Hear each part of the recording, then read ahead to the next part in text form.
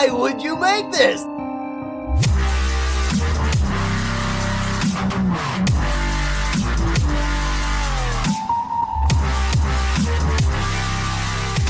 Hello, everyone. Welcome and thank you for listening. This is Why Would You Make This Season 3, the Asylum Years. The only podcast to follow through on months' worth of work that in the end makes you ask the question, why would you make this? I am Jimmy Time.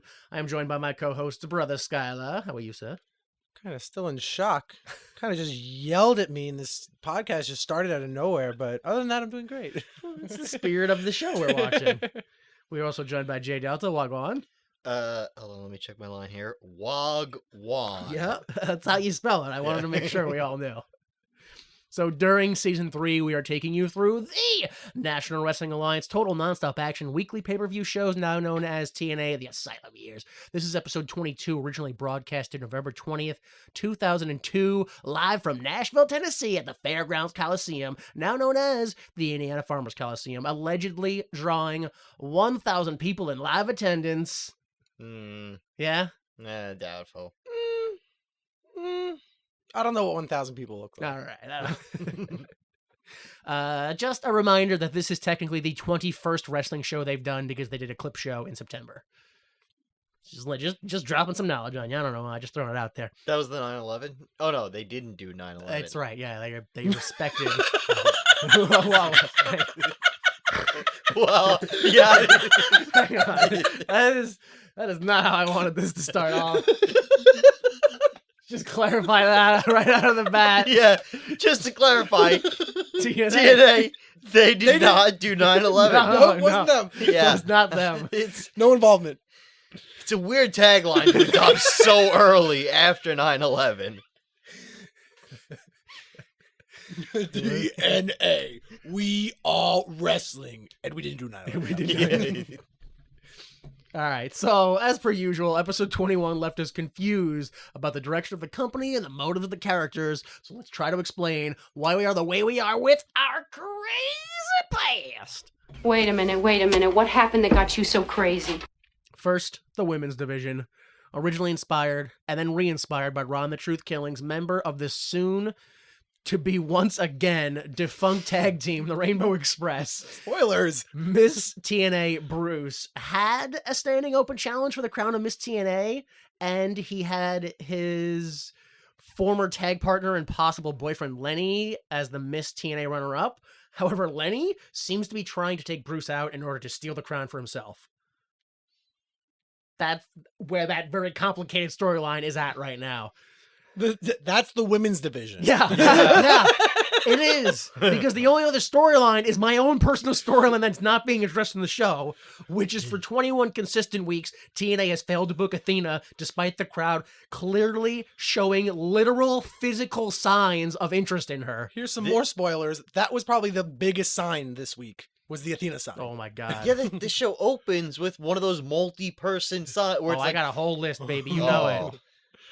Was that the only one you saw? Because, are you going to be surprised by the list I have? I saw a couple others just for Athena. Yeah. All right, so next, the tag division. Last week, Father James Mitchell's Disciples in the New Church, Slash, and Brian Lee. Oh, excuse me, after last week, those people are your new NWA World Tag Team Champions. Yeah, Slash and Brian Lee, your new tag champs. Also in the tag division, week after week, the Harris brothers, Ron and Don, can't seem to agree. Although now it seems as if they've agreed to be a team. Next is the X Division. After last week's triangle match for the title, the X title, Jerry Lynn is still your TNA X Division champion. It's 2 weeks now he's been champ. And he's a two-time? I believe so. I don't think it's 3. I'm pretty sure it's 2. And he's a heel? No, He's a right now he's just a face who's also a veteran, so sometimes he's got to be tough on the kids. Yeah, he's just a veteran who's out there doing it. Plugging it Getting away. it done. Yep. Business. My car. My sandwiches. Work ethic.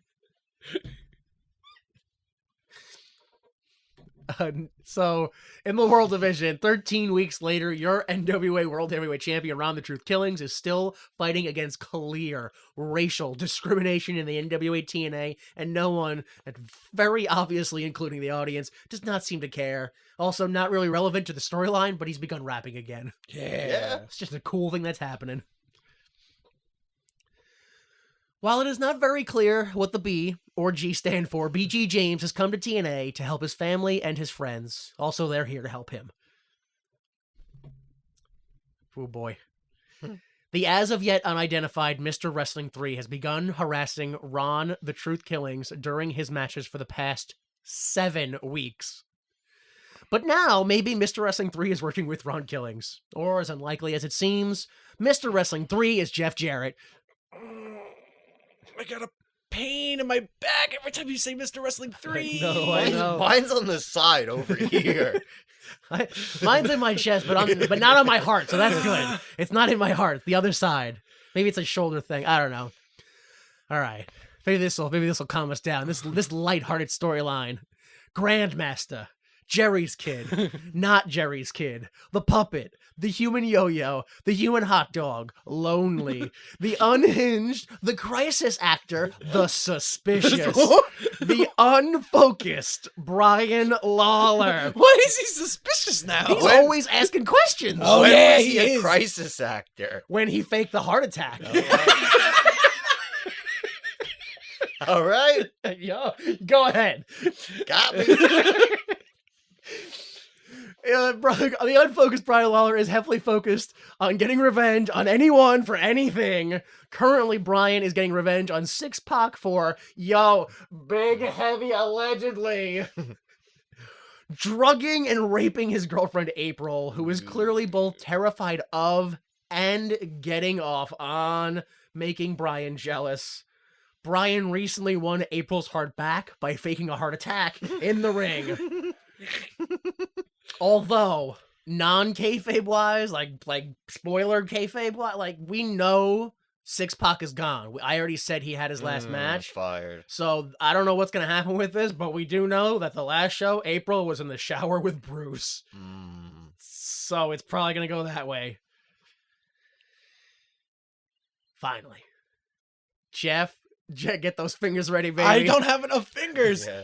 Jeff Jarrett will not be screwed over again like he already has been by Jackie Fargo, NWA President Jim Miller, BG James twice, Kurt Hennig twice, Brian Lawler twice, country music singer Toby Keith twice, NWA Authority figure Ricky the Dragon Steamboat twice, Scott Hall twice, NWA Vice President Bill Behrens 3 times, NWA Authority figure Bullet Bob Armstrong 4 times, James Mitchell and the New Church, and the Tennessee Titans. Oh my God. 23 of screw-ins. We're not even on that show. Yo. Also, allegedly, Allegedly. it's possible Doubt it. that he's attempted to kill Jackie Fargo, Jim Miller, Todd Stone, Bullet Bob Armstrong, BG James, Kurt Hennig, Bill Behrens twice, Scott Hall twice, and the entire NWA TNA security team several times. And yet, I thought you were gonna get away with I was already scrolling. and yet, it. No. you never mentioned that this guy heroically stopped the gunman and saved what may have been, by TNA estimates, over 1,000 people of live attendance. That's right, he did do that though. I don't know if the numbers are right, but 1,000 people. You saw it. You said it yourself. I mean, I'm still not entirely sure the logistics of how that one gunman could have, gotten all 1,000, Yeah. but I Jarrett's presume a hero. he would have used the fear of the gun to corral them into a line. yeah. Okay, so last week we were promised that this week we would see AJ Styles, Crimson Dragon, and Jorge Estrada in a 3-way match for a shot at the X title. Harris Brothers and the SATs for a shot at the tag titles. New Church defend their titles. Lynn versus Red for the X title. Jarrett versus the Truth for the title. Also appearances by AMW, Easy Money, Sonny Siaki, and Malice. And here comes the most important part. Delta, guessed that we would see the new church in a squash match. Just wreck them. You were wrong. So You were so wrong. Brother Scala said he wanted to see 2 squash matches, 2 promos, and for some reason, he still wants to You see piece of trash. Malice versus Norman Smiley. I don't know why. I almost got that. No, I disagree. And then I said I wanted to see Easy Money Mm. and either a development on the Miss TNA crown or an official scrap of it because it wasn't going anywhere. Mm. And then also I wanted to see the AMW ruin the tag title match, whatever it was. Yeah, you get everything you want. I got everything I want. I couldn't believe it. Woo. And before we go on, some dark matches here. First we have Forsaken, a.k.a. allegedly, totally allegedly, I don't want to get sued, Mr. Molestation himself, Joey Ryan. Oh, really? He was doing things back It's then? called Forsaken, yeah, they met Forsaken. Yeah. Well, we don't He- know what he was doing back then, Yeah, but that's what his well. name was. Whose name was Forsaken. Yeah. Oh, well, we don't mention. Maybe his name was Joey Ryan. But his name is just Forsaken now. We can't speak it. And that was like I don't know. So he beat Matt Dillinger. We also have Eric Andrews, who beat Derek King. And then finally, Johnny Curtis, a.k.a. Fandango, a.k.a. Dirty Dongo. Oh, Really? Yeah, all the way back then. He beat Adam Booker. Couldn't book himself a win. Booker who can't book. How do you do that? All right, let's start the show.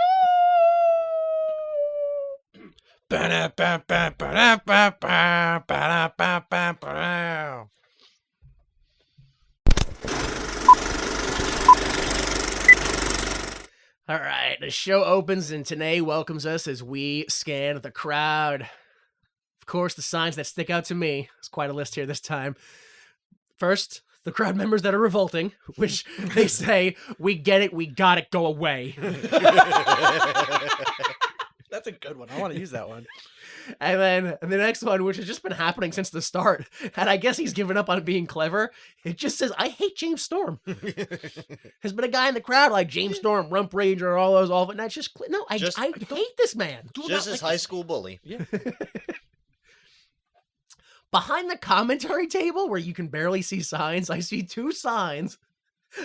One, which is, okay, sure, why not? Jerry Lynn for president. Sure, okay.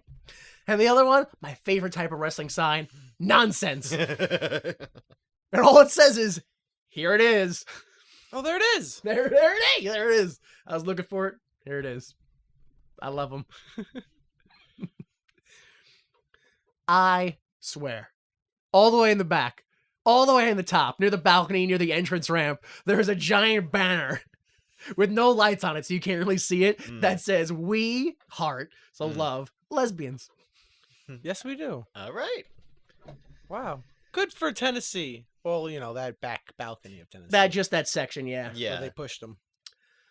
And then also throughout the night, it was weird to me. I saw signs for local jobbers like Corey Williams and Eric Andrews. They sold Okay. tickets for the show. Yeah. Okay, that's family. Mhm. Cool, okay. And then finally, here comes the Athena section. Oh my God. Dude. I'll admit that some of these were like a group of people, Yeah. but some of these were people not in that group. They oh were yeah, so some of them are totally like different unrelated. sides. Yeah. I saw We Came to See Athena. That Mhm. was in blue. Mm. Then I saw TNA Fears Athena, red, white, and blue.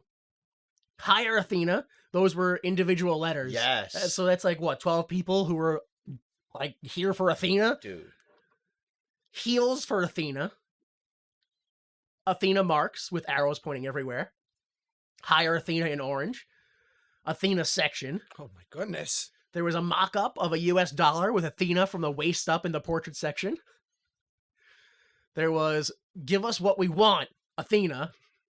And then my favorite, on the opposite side of the Athena section, was the sign that said, "Who the hell is Athena?" That's me. I keep seeing signs. Who is this? lady? Oh, man. Yo, honestly, my favorite part of the show was when all the pro Athena people just assaulted that one dude for like 15 minutes, just beat him for being different Yep. and shunning Athena. It Of was course wild. it happened. Yep, that absolutely happened. All right, so at the table, Tanae mentions the heavyweight title match and lets Don tell us what we have happening tonight.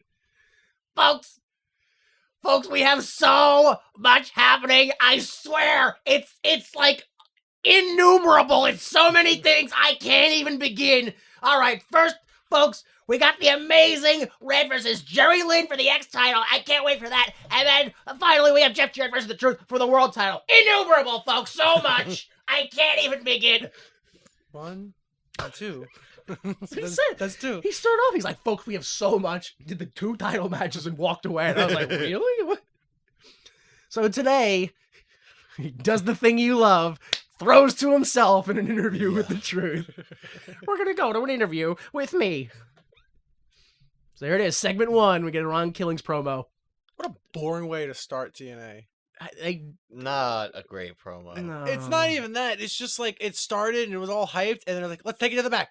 All right, I'm sitting here with A low energy. Oh, I'm not hyped anymore. Yeah. Weak, sad, low energy Yeah, promo. I wasn't for it. The placement of Today it. says that he offered equal interview time to both Truth and Jarrett, but Jarrett refused. I don't know why you would say that. Mr. Wrestling 3 still hasn't signed. Excuse me. Mr. Wrestling 3 still hasn't contacted me to sign the contract. Just putting that out there. Truth says Mr. Wrestling 3 isn't on his mind. Jarrett is acting like the belt is his heritage, and I've worked hard to get where I am. It justifies my life. The Truth continues. Here's what it comes down to. You got 2 wrestlers with a bunch of passion for 1 belt. So we have to find out who has the most passion, who wants it more, and who's willing to pay the bigger price. Segment length, 1 minute and 48 seconds. Thoughts? Couldn't stop thinking about how he used the word far-fetched. Did he? Yeah, he was like, Mr. Wrestling 3 is far-fetched from my mind. Oh, And I was like, what? I don't think that's right. Far-fetched from my mind. And he kept talking. I was like, oh, and I had to go back. But yeah, I wasn't into it at all. It was so boring, like monotoned. No. It doesn't even feel like it fits his character Right. now. Right. Yeah. I am into Ron Killings, and this was probably Yeah. the worst promo I've ever seen of his. No, it Yeah. wasn't great. Yeah, in my mind, the only reason that we saw this promo was because Jarrett cut a promo last week at the end, and you needed to balance it out. Mm. But also in my mind, by mentioning that he offered time to Jarrett, and Jarrett was like, nah, that it doesn't really make the Yeah. Truth look any better. Yeah. Wait, let me see what he said. Oh no, I don't have to say anything. Nah, I about don't it. care. I'm good. All right. Segment 2, Divine Storm with Miss Trinity Mhm. versus Easy Money and Sonny Siaki. I say it that way because on the nameplate it says with Trinity, but JB announces it as with Miss Trinity. So I was like, oh, okay. I want to clarify right away. Quiet Storm and Johnny Divine are wearing basically the exact same singlet, Yes. and it's so hard for me to tell them apart. Yes. So I might really? have the names wrong here, because like one of them, he's wearing a black singlet with diagonal lightning scratches that are dark blue, and the other one is wearing a black singlet with diagonal lightning scratches that are dark red, and one has like kind of like almost like a light black hair, and the other one has like a dark brown hair, and it's like, oh my god, why are you guys the same people? They're a tag team. Yeah, yo, I don't know why we ever thought tag teams looking the same was a good idea. I can't tell them It's apart. terrible. It's awful.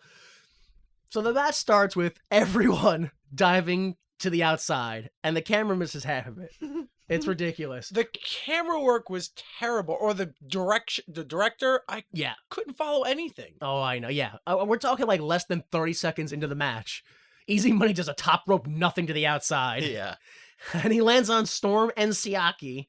And Tanae calls it a double clothesline, and then they replay it immediately after, and you can see there's no way it was a It's- double clothesline. It's Yeah. So either Tanae or Easy Money forgot who Easy Money's tag partner was. Which for me answered a kayfabe question that nobody asked, which is this is why you can't just throw 2 random dudes together. Yeah. Because one of them's going to forget that they have a tag. Oh, right. I've been doing single matches for the last 5 years. Now I got to tag with a guy I forgot. Or really, it's like, I mean, who cares if I hit ham sandwich over there while I do my this dive? is no permanent. This is a one-night thing. Like, yeah. So again, we're not even like a minute into the match, and Trinity the Valet does a moonsault off the top rope to the outside onto all 4 men. Disqualification. Right? No, Yeah. there is no disqualification in TNA. Oh, okay. I thought nothing gets you disqualified. Okay, That's what I thought too, Yeah. but later on in the night. So back in the ring, there's a lot of reversals. Ends with a pretty good missile drop kick by Quiet Storm. After some tags, Easy Money does a drop toe hold with Divine into Storm's crotch, who was in the corner. And then they're both seated in the bottom of the corner. So he goes to the opposite corner, does this weird dance where he pulls out 2 finger guns and shoots at his own feet and makes himself dance. And then he runs and basement drop kicks the both of them in the corner. I couldn't decide who I was more upset with, either Easy Money or myself, because he did that like beautiful sequence right before, and I was like, wow, see, this is why I like Easy Money. And like right as I got to the end of that sentence into my head, he went to the corner and did that little dance. I was like, oh god. Never mind. Are you a cowboy? What is this? Yeah, isn't his gimmick he's like a stripper or something? Yeah, I guess like Chippendales, right? yeah, but like the Vegas Chippendales from the 1930s where they were gangsters. Everybody like I don't know. I don't understand.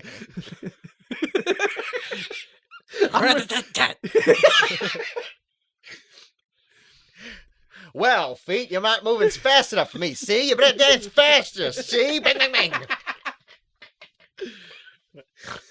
Yo, like yeah, I don't understand it. Yeah, dancers talk to their feet. It's just yeah.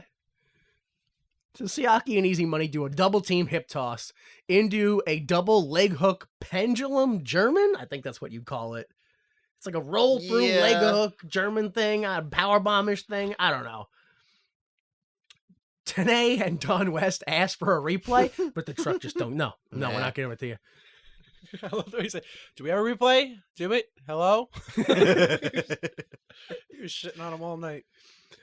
So the ref is distracted by Divine, and he doesn't see Trinity give Siaki a Hurricane Run on the outside.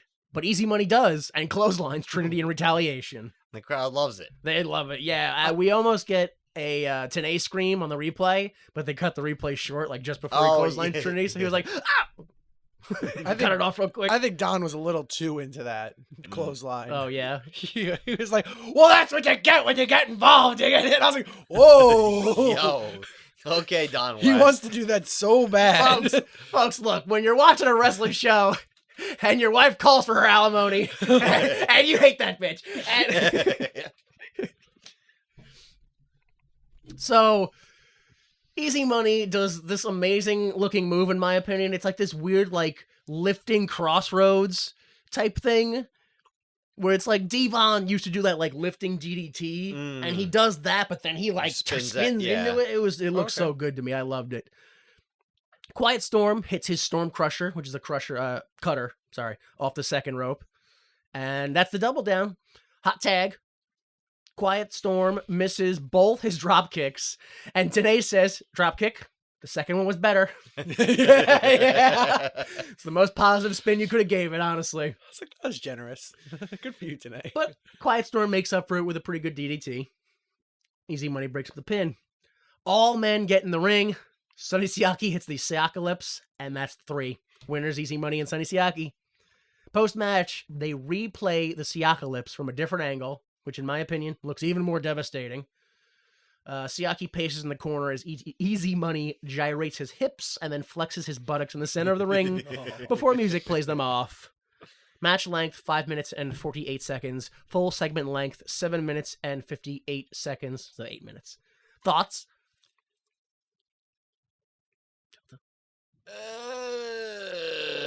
I couldn't get into this match. You could have left it at the groan. You didn't even have to explain yourself.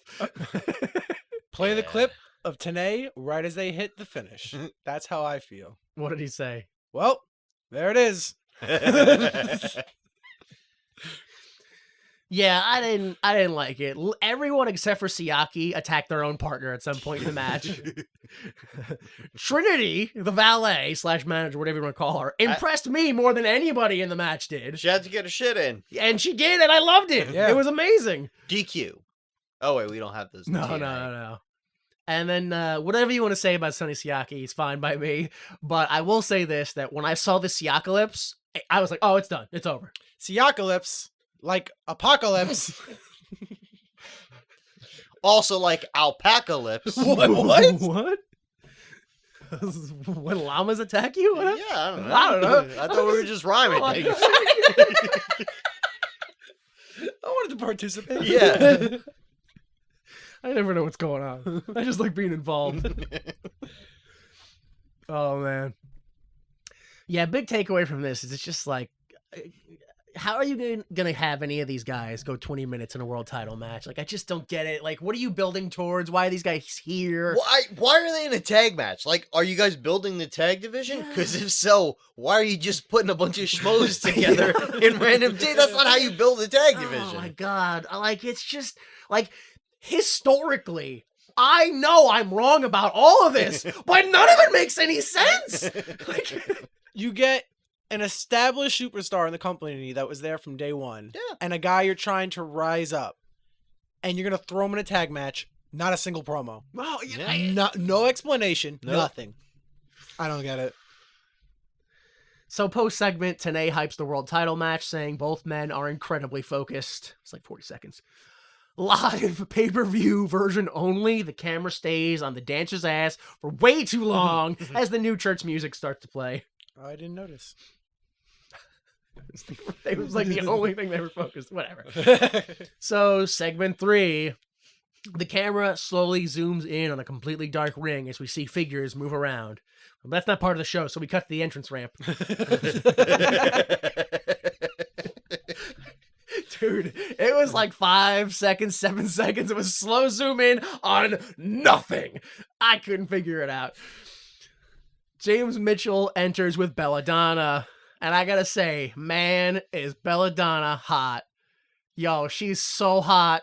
Like dying of heat stroke. Get that girl water, right? Because why else would she be swaying back and forth? So sunken-eyed and lost. Like, oh, that girl's sick. Get her some help. What are you into? Yo, well, what am I into? Honestly, she looks like the type of girl who's super hot in a way where if you were like, shut up, she'd go, huh? I would shut up. Yeah. What? Ooh. What is happening? I don't know. Why? Like, how else are you supposed to be attracted to this woman? She needs help. She fucking needs help, dude. There's no way you can find her sexy if you're not into manipulating people. Like, it's just... I'm sorry, I tried. What is happening? This is horrible. This woman is clearly, like, melting. She's just so malnourished or I don't know what's wrong with her. So James Mitchell says everyone's talking about the world title match, but I'm here to... I can do his voice. But I'm here to tell the world that I thirst for more than tag titles, and my thirst is quenched with blood and gold. So whoever wins the tag match, we will come after them because we are evil, and we will control the world title. I guess Mitchell goes over time because they play the music while he's still talking. But also, you know what? Why not?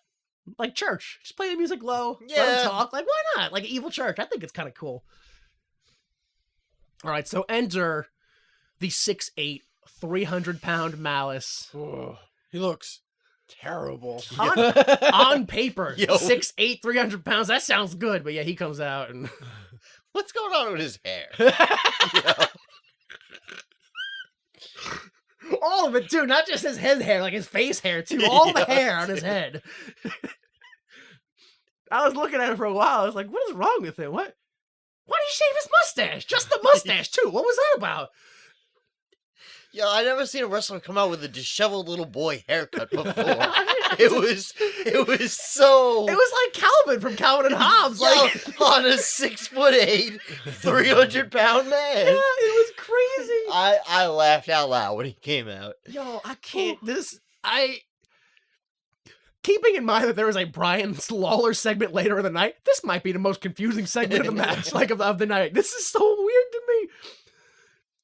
So Malice versus Nameless Jobber, who Tenay calls Corey Williams. Malice enters, and Mike Tenay reads off the definition of malice. Which is just like, yo, is that what his character is? A definition in a dictionary. That's his character. Yo, this guy needs help. I'm so sorry. Like, we all are rooting for Malice. Like, we like Malice for some reason. And it's just, oh my God. So the bell rings, and Malice beats his opponent to the outside and into the guardrails, and then exposes the steel buckles on his bracelet and uses them What the fuck, ref? Do your job. Why didn't you be like, no, take these off? You can't. No. Like, no. It's fine. Everything goes. There are no DQs in TNA.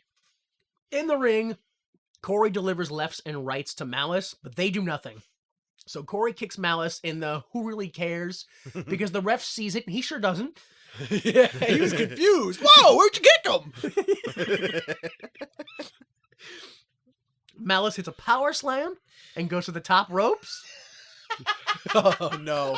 but he slips off on the jump. Right on his face.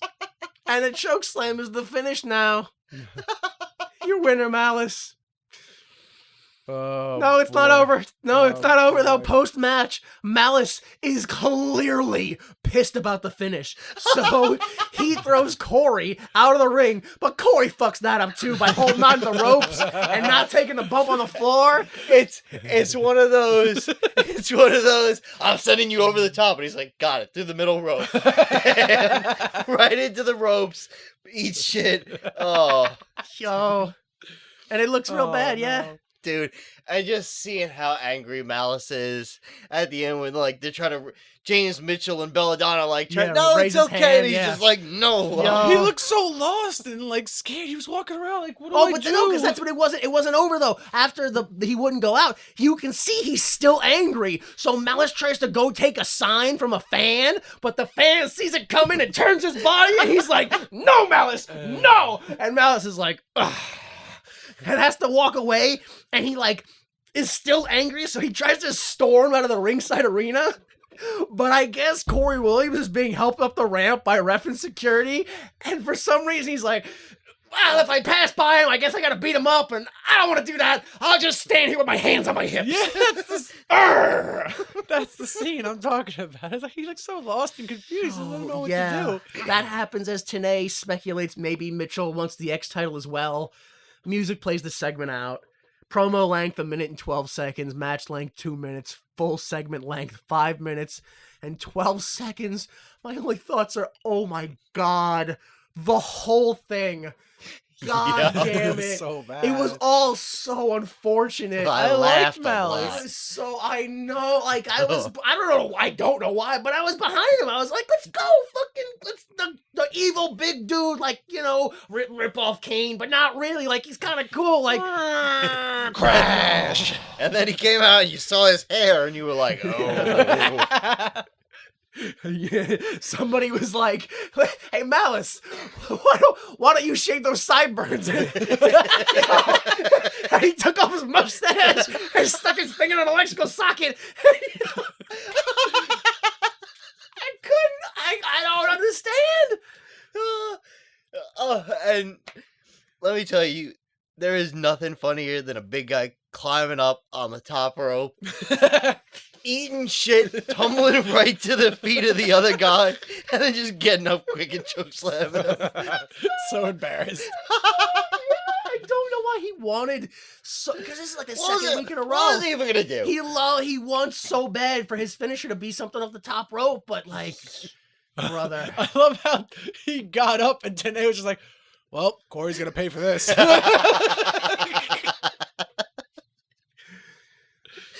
my God.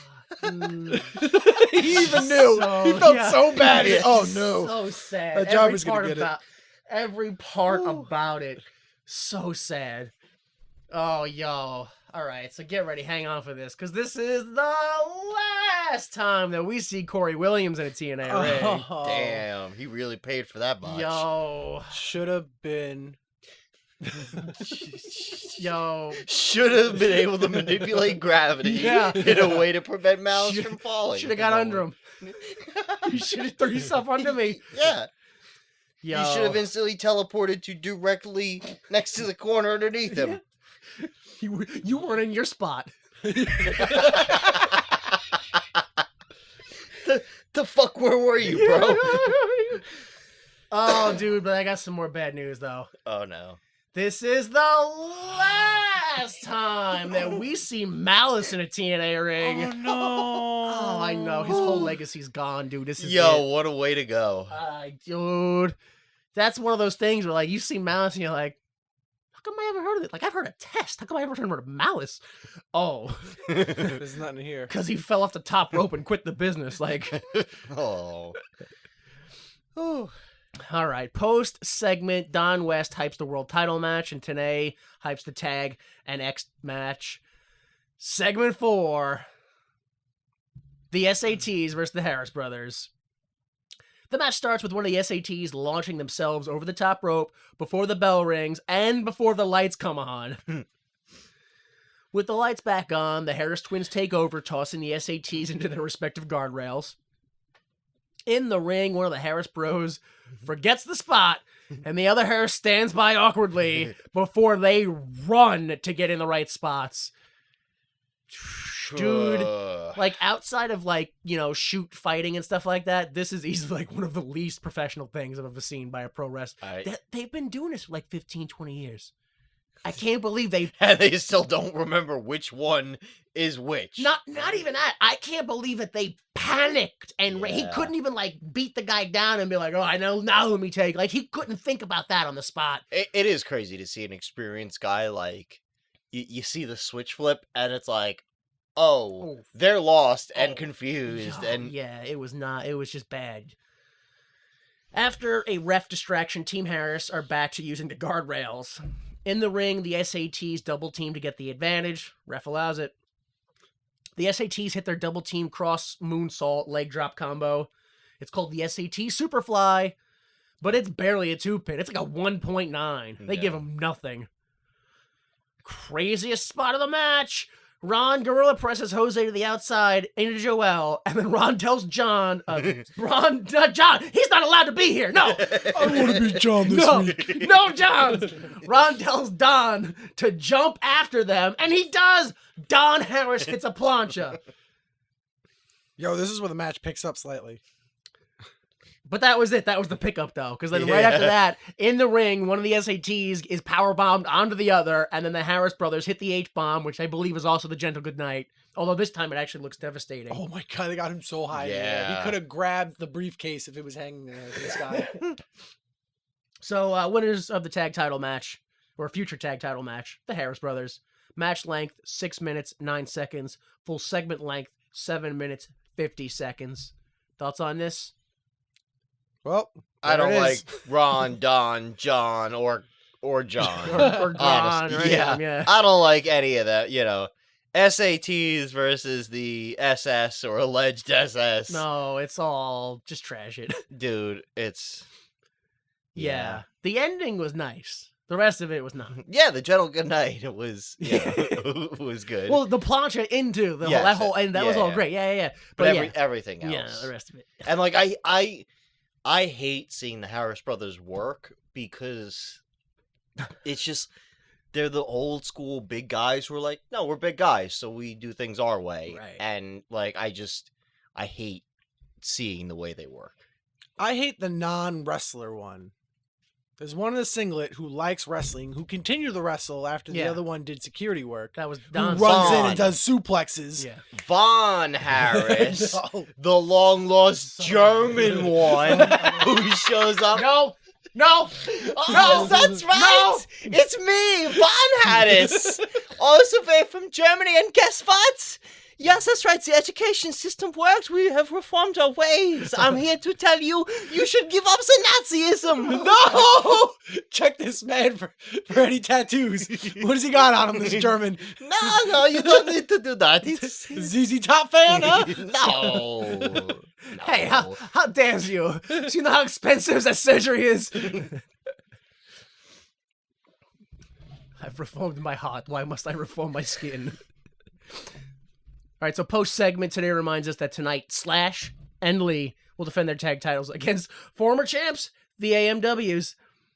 Also, Saturday night, Midwest NWA is going to come to Grace Lake, Illinois, and the Amazing Red and Ace Steel and the SATs are going to be there. Also, we're going to be in Raleigh with Estrada. That's it. Yeah. Yo, I felt so like the oldest man in the world when they were like, and also we're gonna be there with Estrada, and I was like, Eric Estrada?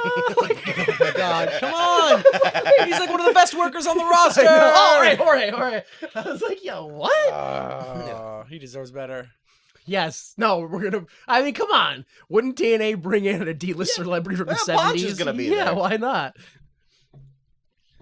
Yo, I can't believe. Like, it's like, how do you top that? Yo, they did it. They kept They oh. topped it. Is this the next segment? As insane as the last segment one, this one tops it. Segment 5. Goldilocks is backstage with April. Goldie asks April what the hell she was thinking last week being in the shower with Bruce. April says someone did something in the truck. It was a trick on her. Bruce wasn't in the shower with her. Goldie said, "Yo, this is the line of the company. I've never heard a better line than this in the whole company." Goldie says, "Trick? Yeah, right. April, you make me sick." I loved it. April cries and says, "Nobody understands me." Wow. Yeah, I love the whole thing. Bruce comes out to console her and says it was all trick photography. Makes sense. That's what we used to call Photoshop back in the day, kids, in case you didn't know. I am definitely a gay guy. Lenny walks on screen and says Bruce is a fake gay. And that because of that, he, Lenny, is the new Miss TNA. Now, that brings up many questions. So many Oh, questions. well, hang on. First, I have to say the very quotable line of, "Give me my crown, you wannabe homo." No, you didn't have to say that. Yeah. Well, they bleeped homo. At least they did that. Oh, you guys got good. bleeped We got homo? bleeped homo, yeah. I hope you got bleeped something else later. Mm-hmm. Mhm. So Catfight turns into Real Fight as Brian Lawler blindsides Bruce saying, "I'm gonna kill you." Yes, I love it. Return to that line. Tanae mentions that Lawler must have finally seen the tape of what we saw last week. Security drags Brian Lawler and Lenny away. I am calling this its own segment because there's no way for me to believe that the next one connects with this. So your promo was 1 minute and 2 seconds. Your full segment was 1 minute and 24 seconds. Yo, I got double thoughts here, which is my first watch through, my mouth was agape the whole time. I couldn't believe somebody wrote this and produced it. Oh, yeah. It was the most insane thing I've ever seen. My second watch through, yo, April's acting terrible. Get rid of her. Goldie, get rid of her. I don't know why. By proxy, get rid of her. Bruce, I just get rid of him. I don't even want to see it anymore. Lenny, no, he's not good either. Get rid of him. Brian Lawler, scrap everybody. Scrap the whole segment. Everybody in the segment, get rid of them all. I'm done. Yep. Yeah. Yeah. I hated it. I felt so uncomfortable with everything. Every part of it. I didn't understand how it happened, and then I saw the main event and it made sense. But I just didn't understand how anyone could Yeah, write this. it was awful. Yeah. What were you were gonna say something that brings up implications? Oh, okay. So Bruce is gay, so he's allowed to be Miss TNA. Yo, I think I have the same stuff written down here. Go ahead. So if he's not gay, he's not allowed. So you're Miss TNA. You can only be Miss TNA if you're a woman or if you're a gay man. Is that true? That's what's going on here. He said you're not gay, so by default you can't be Miss TNA, and I have to be because I'm a gay man. Because He's the runner-up. So why would he have to step down from Miss TNA because he's not gay? I mean, until there's some sort of lesbian contender, we don't really know if it's like you can only be Miss TNA if you're sexually attracted to men or something like that. And Bruce was faking it because we've never seen him with a guy.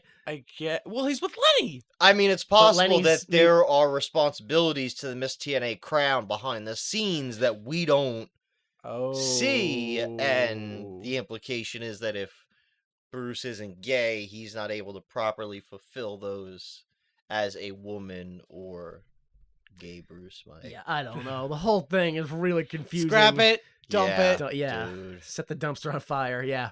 Hoof. All right. No, it's push. All right. So segment 6 allegedly connects. I don't believe it. Whatever. BG James versus Lenny. Oh, also, I don't like BG James anymore. Go on. Uh-huh. So we get a promo by BG James. Welcome to the Baby Boys Playpen. It's Busy the Jizzy. The G stands for Get It, Got It Good. Lenny's entrance interrupts. I'm just so excited. I can't get through this. This is horrible. When Lenny came out, it was so emotionally confusing for me. Because on one hand, oh, thank God, because I know BG was going to say something horrible to gay people, and I'm so glad the music stopped the promo. But also, the music that played was very clearly Disco Inferno's music. Yeah, when the music hit, I had a panic attack. Yeah. I had a panic attack. I was like, oh no, he's back. Like, oh no, he's back. I didn't think this show could get worse. And then the Disco Inferno music played, and I was like, oh God, no. But then Lenny comes out, and I was like, all right, that's not so bad. Okay, we're going to see what happens here. Oh, fuck. BG asks for the mic again. Yo, when he did that, I went, oh no. Oh no, sir, no. No. Who handed him that mic? BG says, this is for all of you who are PC. Politically correct. This This won't be a gay bashing. I'm just about to beat the hell out of a Bob Saget. Wow. Wow. Lucky for you guys, you had it bleeped. Yeah. I was just sitting there minding my own business. Oof. I didn't even know I had coffee in my mouth. I wasn't even drinking. Yeah, I was so thrown off. Yo, it was so. And when he says Bob Saget, the ref covers his mouth like in shock, and then immediately from covering his mouth, turns to the timekeeper and points at him to ring the bell, like, "Let's go, buddy." What a pro. And then Tanay says, "That about boils it down to the basics." No, No, you know the basics, just a good, normal, regular, average, lovable, red-blooded American male beaten up on a foreign, evil, high and mighty, unlovable, poison-blooded gay. That sounded familiar. Lock her up! Lock her up! Lock her... They probably would have shouted that at Bruce if that gimmick was done in this time. Yeah. Which is ironic, because then they would have been inclusive. Oh, you're a her? Well, then lock her up! But then also, I'm not going to recognize...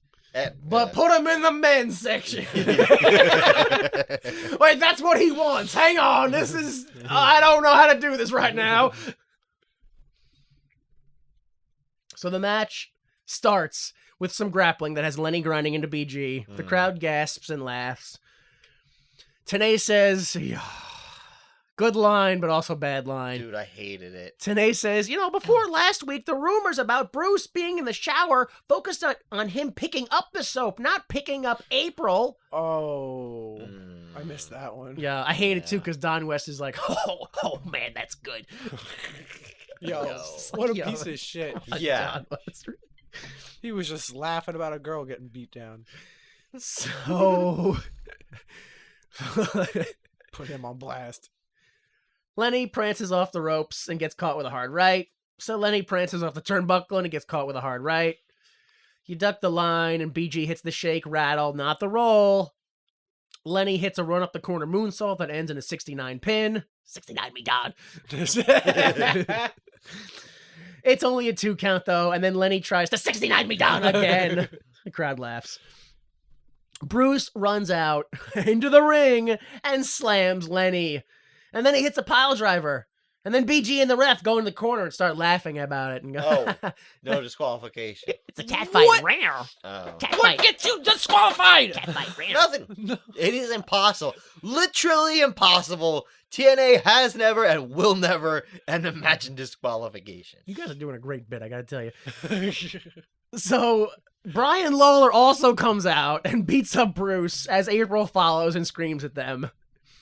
Before everyone leaves the ring, like there's still just pure chaos in the ring, BG hits a knee drop, not the shaky knee drop, on Lenny, gets the 3-winner BG James.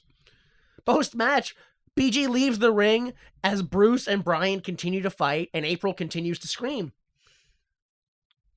Goldilocks comes out, hugs April very closely, kisses her on the cheek, grabs her by the hand, and walks up the ramp with her. I'm sorry. April is crying at the bottom of the ramp. Goldilocks comes up to her, forces herself onto her Yeah. and then walks away with her Yeah. Yeah. Yeah. after berating her in the back. Yo. Brian Lawler sees this and cries before running to the back perfectly, dudes. And I mean perfectly timed to Bee Gees music. Oh, I didn't He see does it that. so, like, just as it, like, there's, like, a thing where it's like, he's just, like, standing there going, no, no. And he gets out of the ring and the music's like, and he gets to the top of the entrance ramp and it goes, and it stops and goes, woo! And when he goes, woo, he throws the curtains open and runs through. I was like, yo, did he practice Oh, this? I wish I could see that. Dude, it was so good. Like, I swear. So, promo interrupted 17 seconds. Hate crime promo 15 seconds. Match length 2 minutes and 56 seconds. Full segment length 5 minutes and 27 seconds. My first thoughts were, shut the fuck up. That match should have been no contest from the second somebody else entered the ring and started beating. Like, I don't even understand what the hell's going on. Yeah. Yeah. You guys have thoughts on this? Body slam right in front of the ref. I Ref know. was like, whoa. That was it. Cool. Yeah. And then when it was all over, he did the pin and he was just like, oh yeah. And went down into the pin like he forgot he was a ref. It was so. For some reason, the ref just turns into a 90s kid from a commercial and just radical. All right. That's wild, dude. Yeah. Also, what do you mean? What is April sleeping with Goldilocks now? I just don't get it. I think the implication is all you have to do is neg her, and then she will, I don't know, whatever the second half of the red pill I don't know. mindset is. I don't get it. You insult her, and then she falls in love with you because she's a prostitute. Why are all the villains in this storyline bisexual menaces? Everybody's sleeping with everybody, and they're all evil because of it. I don't get it. If they just found the Lord, it would solve all of our Yeah. problems. That's what James Mitchell is, though. He's walking around telling everybody he's the Lord. And Oh, okay. it doesn't get anybody anywhere. Oof. All right. Strap in, because this is the last time that we see Lenny in a TNA ring. Again, this is just wrestling matches. I wouldn't say that for Goldie. Oh. So that's the last time we see Lenny wrestle, which is weird because it certainly seemed like he was starting a feud with Bruce. Yeah, seemed like it. Lost through a hate crime, and that's it. Okay. Live pay-per-view version only. TNA reminds us that the website's being redesigned and the silent auction will return. But I don't think that's why they got rid of this. I'm pretty sure it's because Don West says, yeah, you know what? I just can't wait for the world title match right now, man. It's kind of like the show's dragging. Wow. Yo, snip that right out, dude. No, thank you. Yo, it was funny because I was just thinking, it's crazy what booking could do because I remember this being a really good card and be like, that was a good show because of the last two matches. And now we're talking about it, I'm like, No. a lot of this card was Mhm. trash. It was awful. and It was so bad. hard to get through. But those last two made up for it, I guess.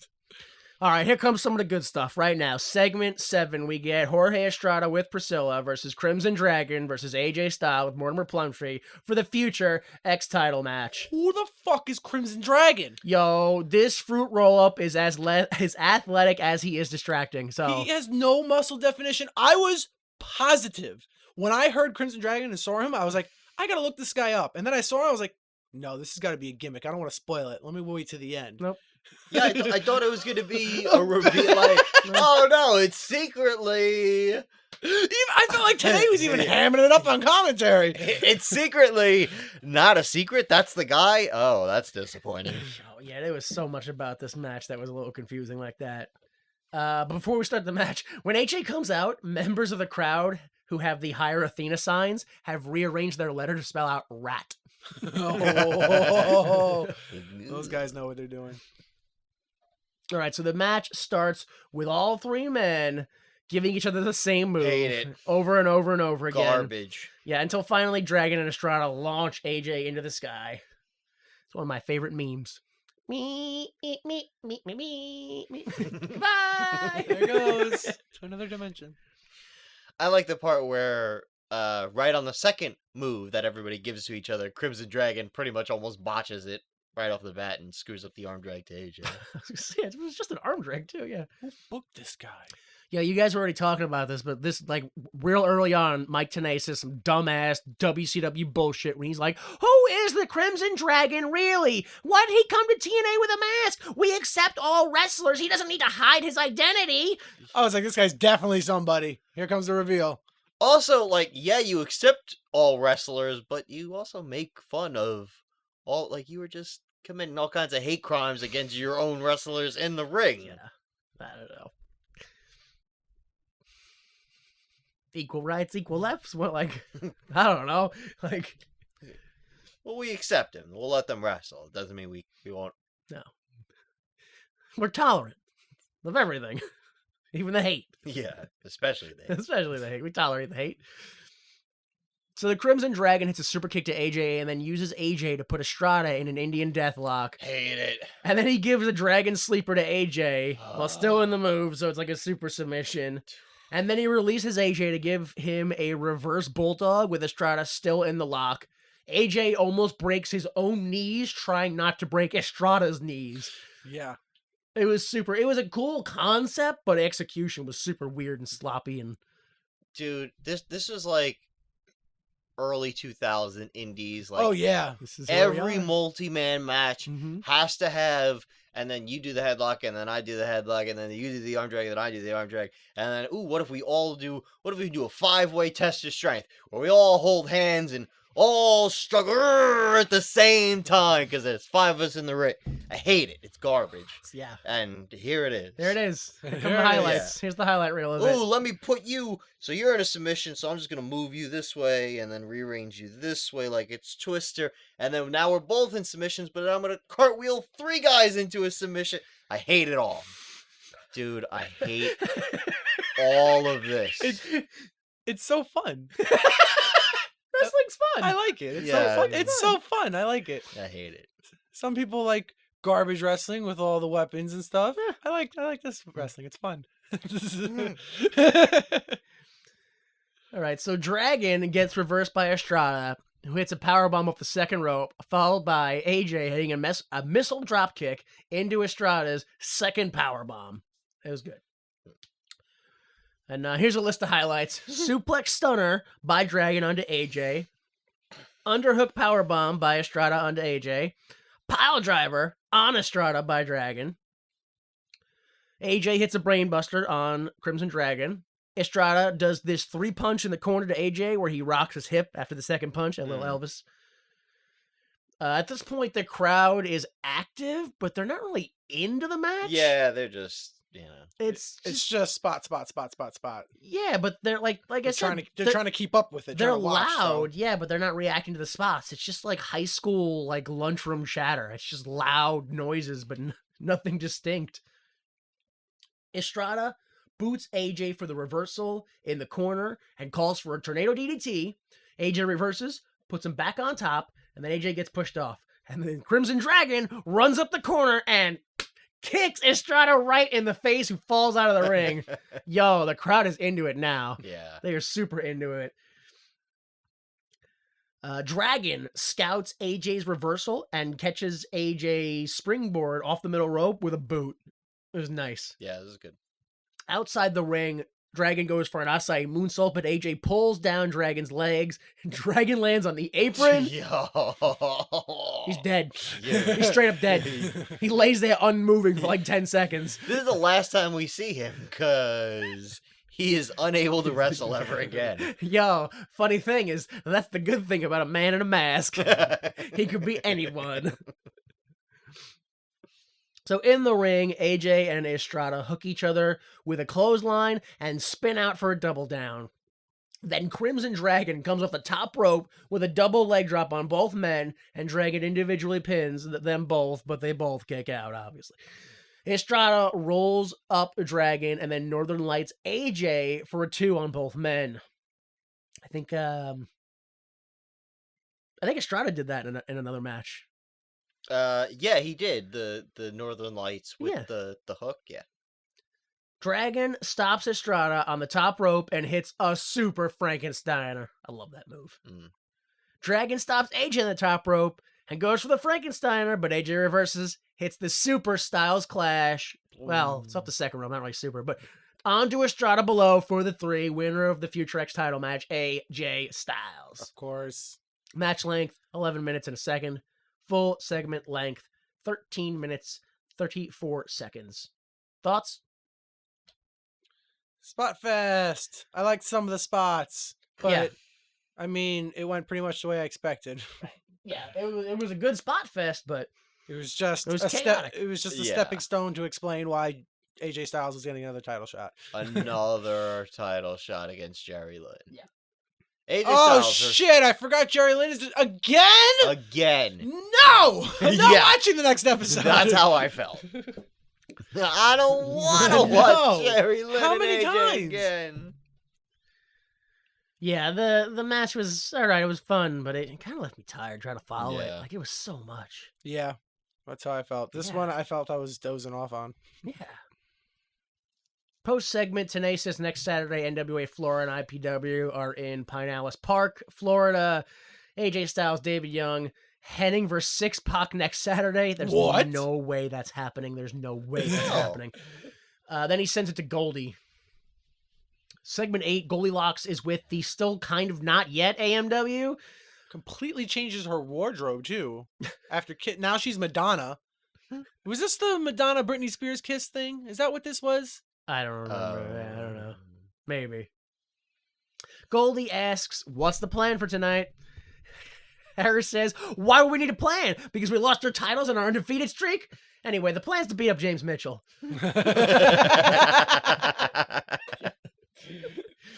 And to get back what they worked hard for, respect and tag gold. Just wait, we'll get there eventually. Storm says, you kill a snake by cutting off its head. Tonight, James Mitchell, you're the snake. Belladonna, you jump on my back this week, I'll give you the 8-second ride and break your neck. Sorry about your damn luck. He said the line. He's been saying it since the start, actually. Oh, does he? Yeah. Oh, It's just not as impressive. but he's getting the enunciation down now. Is his move called the 8-second ride? The backwards one, yeah. Oh, yeah, well, yeah, it is. So they're gonna target the manager in the tag match. Mm-hmm. Both managers. That's their goal. The way we're gonna win back this tag team gold is to beat the hell out of the 2 people not involved in the match. One an older man and one a woman. That's Yep, right. That's right. We're the heroes. Never mind. Our opponents, I guess the personified assault victim and the tall guy. I don't really know what his thing is. All right, so we get a video package. It's a highlight music video of the new church, mostly of last week's win. The words, evil knows no bounds and evil never will rest are shown in the beginning and the end of the video. Here we go. Cowboy James Storm and Wildcat Chris Harris, the America's Most Wanted, versus the team of Slash and Bulldozer Brian Lee with Father James Mitchell and Belladonna. What? He's Bulldozer Brian Lee Yeah, now? that's What how happened he to annou- Showtime? They announced him as Bulldozer Brian Lee. All right, didn't ask. There's something about a bulldozer that doesn't quite fit in with a church. I don't know what it is. I know. When I'm thinking church, I don't think bulldozer. Not even satanic. Like there's nothing satanic about a bulldozer. All right, the AMW attack before the bell as the new church walked down the ramp. Did you guys, when they were doing their like beat up around the ring, they were just beating up each other around the ring? Did you guys notice the fucking coolest dude in the year 2002? Maybe. As a skinny ass white dude, like, you know, like that typical like dark brown, maybe dark blonde, light brown hair, and he had the leather coat on with like the print shirt underneath it and the fedora with the feather in it. Oh yes, I did see. Now you're saying hat with the And the feather? whole time the wrestlers were standing right in front of him fighting, he just stood there with his arms Stood there with crossed. his arm crossed. And I'm here. was not impressed. That's right. I'm here to come to a wrestling show and be unimpressed. Yeah, I couldn't believe it. He's so cool. Yeah, best kind of fan. So in the ring, Harris ducks a clothesline by Lee, but Slash hits Harris with a chair on the rebound. The ref enters and shrugs his shoulders. What are you gonna do? I don't know what happened. Gorilla press by Lee. Lee and Slash have control, with Harris occasionally firing back. Lee and Harris do a double flying shoulder block for a double down. But it's like a heel double down, because Lee hits a big boot and Slash bites Harris to maintain control.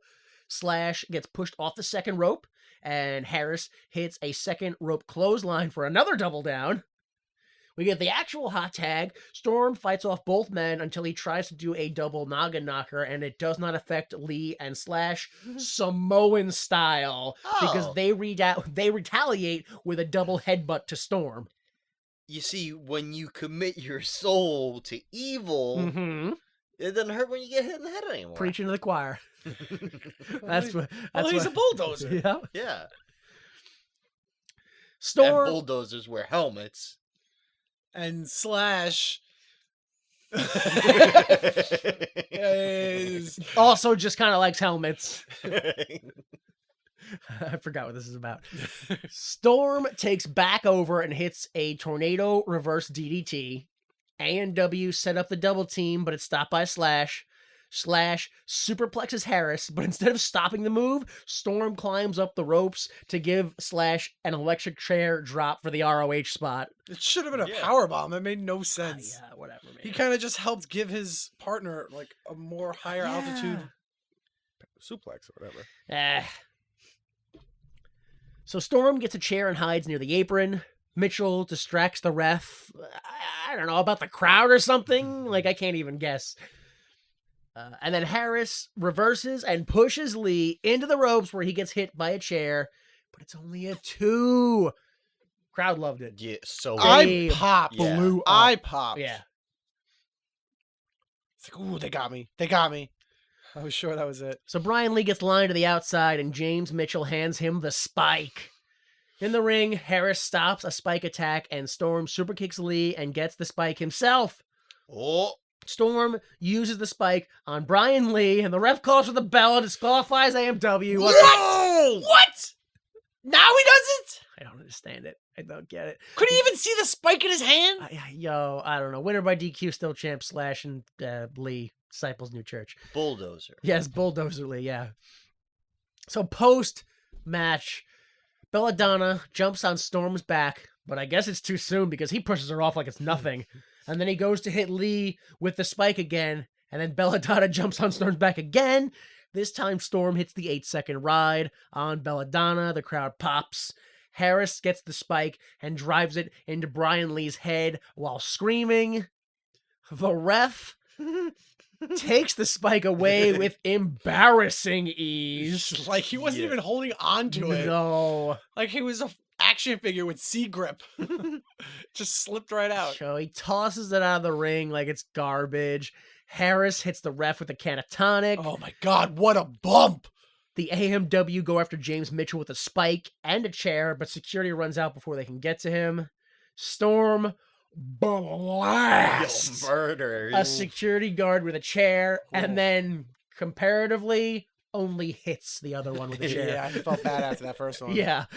Or he really hated that first one. I don't know, yeah.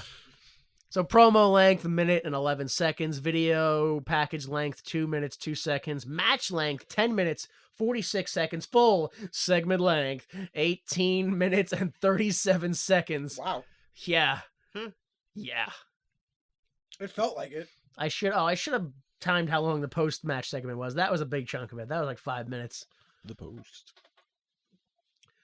Yo, my only thoughts about this, honestly, are like, the ref is an idiot. I don't understand any of the rules Like, just anymore. all of it. Kayfabe wise, non-kayfabe wise. Like, it's just so dumb. I don't get it. He took that spike away way too easy. He should have struggled or something. Like, it was so The dumb. world's strongest referee. Whoop! Like he was holding the cup and he took the other cup stacked out of his hand. Like, it was no resistance. Like, It's just insane how like, every match has interference or something, and there's no DQ until it's... I don't. Yeah, it's Also, we've seen this match 4 times already, and the Yeah. only thing different is the ending was switched. Now the good guys attacked at the end. That ref bump though. Oh, Well, I mean, dude, neck bumped. pop of the night was security guard getting hit with a chair, but second pop of the night was the ref. They got over big with that ref bump. Yeah. These guys are over. Fans love them, at least in Nashville. All right, so post segment, today mentions that Storm and Harris are just as sick and violent as the New Church now. And then live pay-per-view version only, Tenay throws to a video package followed by an interview. Both of them. He throws to 2 things chronologically. He knew. So segment 9, we get a highlight music video for The Amazing Red. Yo, these videos were so popular back in. Hello, my friend, we're meeting again. Right? Didn't everybody have that one friend in high school who would do nothing but make music videos of wrestling shows? Oh, dear God. And then he would send them to you, and you'd be like, I gotta watch this a little, because he's gonna ask me about it, god damn it. Yep, things sure did happen to the beat of music. Oh, look at that. Oh, wow, he bumped on every beat. That's crazy. Who'd have thought? How original. So Tenay says, where do you get... What are we in here? Oh, this is an interview. We go to an interview now. And Dude. Tenay says, where do you get your inspiration for these crazy moves? And this is when we, as an audience, find out something very important. Red has literally never cut a promo in his life. Also, they did one take, said, cut, print, perfect, kid, you're done. Not getting any better than that. Yo, not for nothing, but when I was doing promos at the last show for all the guys, I asked them, I was like, you want to do them again? And they were like, really? Like, yeah, I'd love to do that again and make it better. I was like, let's do it, brother. They were like, wow, awesome. I was like, I feel bad for you kids. This promo was like awful. pulling Brutal. teeth. I know. man. Yo, Red mumbles and rambles his answer, which is, I just like to show people new things that they haven't seen before. It was like his first job interview. My name's Amazing Red. I was trained by Mikey Whipwreck, and I've been wrestling for 19 years. I go, what is this? Dude, How is this allowed on television? This shouldn't even be allowed in promo class to show the other students. Like, what's crazy is Red is already, like, super over. Like, are you trying to crush him? Like, why would you show Yeah, people An this? elaborate plan to bury him. Yeah. Just give him the mic more. Yo, this kid is way too... Awful, People cheer... no. Show him what it looks like when you put a camera on him behind. They definitely should have scrapped it. They 100% should have watched what they had afterwards and went, no. No. Dude. What does this add to the next match? I can't. They asked him, like, hey, where do your wrestling passions come from? And he's like, like Hulk Hogan, What? Rey Mysterio, Japan tapes, And then yeah. but mostly the light heavyweights. What does that mean? All of them? The light heavyweights. Yo, he's like, what does the X division mean to you? And he's like, well, it gave guys like me and my cousins, the SATs, a chance to show that everyone has different styles and we're all cool. It's the worst part of the fucking interview, dude. Holy shit. Tenay says, tonight you have a chance to win the X title against Jerry Lynn. No question. Just react to that sentence I said. Go for it. What the hell? Red says he hasn't wrestled Lynn before and he's nervous because Lynn is the best TNA has and he's been showing that since the start of the company. It would be an honor to wrestle him and an honor to win the X title. I plan on giving it 110%. Yo, my thoughts are like, whew. For years, I've wondered to myself, why do I keep hearing about how, like, good ROH guys are? I've never heard of a single storyline or, like, heard of a great feud. Like, it's always just like, no, but they're good wrestlers. Okay, what's one program that's happened? Joe versus Danielson, man. You ever seen that one? It's because they can't talk, apparently. Apparently none of them can talk. Well, didn't even like recently Amazing Red have like a match or two in AEW? Did he? And that was it? Or maybe that was New Japan actually. He had like a match or two. And it was just like All right, thanks. Thanks, bye. All right. Back at the Dude. table. Oh, so we, I was just like you said, this was not only a job interview. This was a job interview someone like got forced to go to by their parents, and they're just going through the motion. Yes, I plan to give your job 110% if hired. I will do the best to my abilities. Oh, his mother was there for the promo, and they just cut out every time he looked over. What do I say? yeah. So we go back to the table, and West says Red is soft-spoken, but his actions speak loud in the ring. They tried. Yeah, Oh, why? I know. Why wouldn't you cut that? Yeah. They wanted to give equal time, I guess, because then they go to Goldie with Jerry Lynn. And to be fair, Goldie cuts like the worst fucking interview promo I've ever heard in my life. She like doesn't finish any of her thoughts. She's like, Jerry Lynn, I am totally looking forward to tonight. You saw the... Okay, what do you think? What the fuck? She's distracted by that other stuff Yeah. with April. Oh, man. She saw them titties. That's all she could think about. God Oh, damn. never forget those titties. So Lynn says, I'm looking forward to this one too. Red is fast, exciting, and you never know what he's going to pull out from anywhere. Ooh. All right. When he says that, Goldilocks looks at the camera and winks. You think Jerry Lynn suspects he might be a disgusting pervert? Oh, it's coming. Red reminds me of a young me. I'm sure he's had the same experiences. He's earning his dues the right way. Cars. He takes a beating and Sandwiches. gets back up. Tonight, he's going to be a pleasure, and because he's earned it. Yeah. Let me tell you something. I went into the locker room. I opened that kid's bag. 4 peanut butter and jelly sandwiches that kid had in his bag. 4. That's all he lives on. That's how you know he's made for this business. Yo, as soon as he's such a bad face, as soon as he was like, he reminds me of a young me. I was like, oh, here we go. Okay, Grandpa. Yeah. It's like I don't care immediately. Yeah, because then he legit started telling a story. You know, he used to get back in the locker room, and Yeah, these guys would be like, oh, who's this kid? I don't like him. He shouldn't be here. And then you go out there and you do your match, and then you get back in the locker room, and everyone's like, oh, hey, how's it going, buddy? And they want to shake your hand. That happened once, Jerry Lynn. Once! All right. The Amazing Red versus Jerry Lynn for the X title. The match starts the same as all Jerry Lynn matches start at this point, dude. The two men test each other's skill with chaining and light bumping and a lot of reversals. Lynn is keeping it basic with arm drags and hip tosses, while Red is jumping and springboarding out of corners with hurricane ranas and head scissors and tilt-a-whirls. Red goes for a dive to the outside, but Lynn moves, so Red catches himself on the ropes and flips to the apron, where he hurricane ranas at Lynn, but Lynn catches him and puts him, I should say, runs him upside down into the apron. 69 me, Don. Reverse 69 me.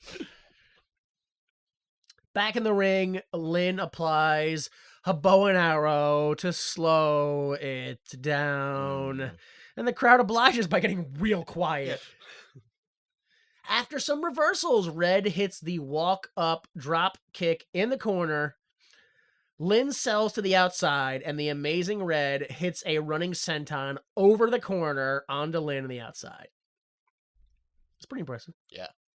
Back in the ring after some more reversals, Red hits the 718, his version of the 619.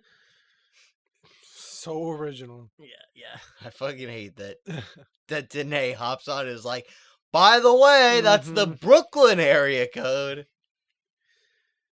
A springboard Hurricane Rana is reversed into a power bomb, is reversed into a code Red, but it's only a 2. Red, So good. Yeah, I know it was. Red reverses Lynn's powerbomb into a code Red, but Lynn reverses by pushing Red's feet and penduluming him over his back into a powerbomb. I freaked out for that spot. It was almost like a what did I just see? It was almost like a crucifix powerbomb because of the angle. Red hits a diving, swinging reverse STO that, according to the internet, he calls the Red Alert, but Tanay doesn't know that yet. Also, he calls it a DDT, so I don't know what the hell's going on. Wow. Close. Yeah, Thanks, only Professor. only a 2. Well, I forgot which class I was teaching. I have so many of you damn kids, I can't remember you all. Red goes up to the top, Lynn stops him, hits a cradle pile driver off the second rope, gets the 3. Winner still ex-champion, Jerry Lynn. Post-match, Lynn encourages Red to stand up and shakes his hand and raises his hand. Video package, I guess a minute, because I don't know why I have a ratio written here. Video package length, 1-0 ratio.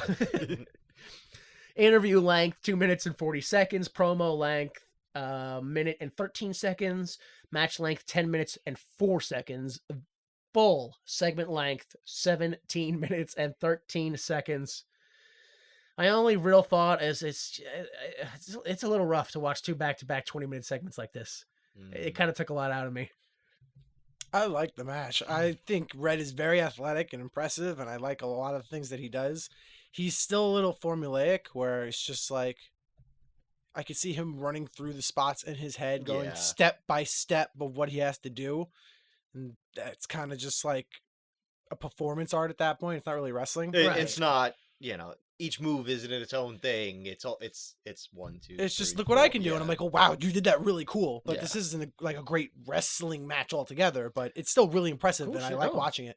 Super impressive. Yeah. But the thing is, like I was saying before, how do you expect these guys to go 20 minutes in a title match when that's their wrestling? It's going to look awkward and get a little boring after a while. Yeah. And you're going to see the holes, and you're like, what am I looking at? Yeah, fun match, but it's just, oh, what am I looking at? Start seeing all the holes, and you're like, what am I looking at? You can see the whole shape of it. I'm getting weirded out now. I don't want to do this anymore. Just put the bed sheets back on. Give it the old BG squint. What am I looking at? Never mind. So, segment 10, back at the desk, Tanae reminds us about the main event, but it's hype time. Thought his eyes were going to bulge out of his skull in this one. All right, folks. So much going on. So much, I swear to God. There's just, I can't, it's, all right, it's 3 things. I'm lying, folks. I'm sorry. I can't do this anymore. I lose sleep every night. My wife won't talk to me. It's unrelated, but it's still dragging on me. It's just the 3 things, folks. Slash and Brian Lee are gonna fight Kurt Hennig and Six Pac for the tag titles. What?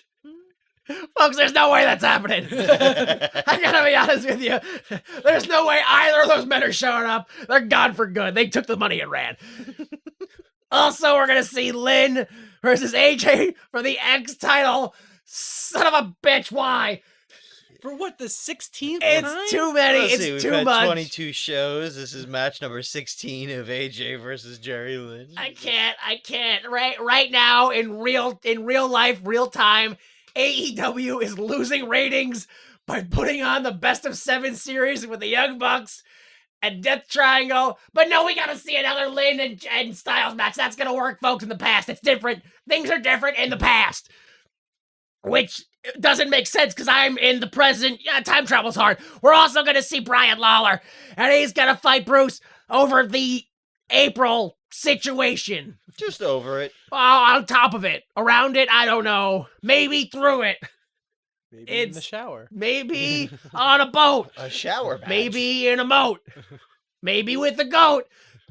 That's actually kind of likely to happen now that I think Yeah. about it. There's not many other options. I am done talking. Go today. Today says, will Mr. Wrestling 3 sign the contract if Truth retains?